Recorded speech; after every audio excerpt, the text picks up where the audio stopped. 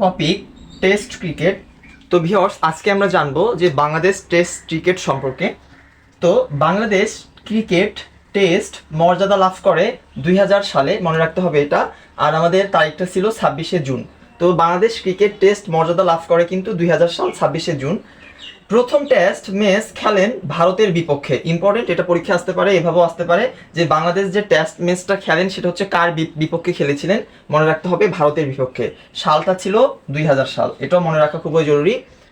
Test cricket দলের অধিনায়ক ছিলেন সে সময়ে নাইমুর রহমান দুর্জয়। সেই সময়ের টেস্ট ক্রিকেট দলের অধিনায়ক ছিলেন নাইমুর রহমান দুর্জয়, এটা আমাদের মনে রাখতে হবে।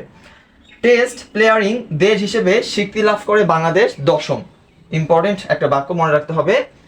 প্রথম ওয়ানডে টেস্ট সিরিজ জয়লাভ করেন জিম্বাবুয়ের সাথে। ঠিক আছে, এই যে প্রথম ওয়ানডে টেস্ট সিরিজ যখন খেলেছিলেন এবং জয়লাভ করেছিলেন যে দেশটা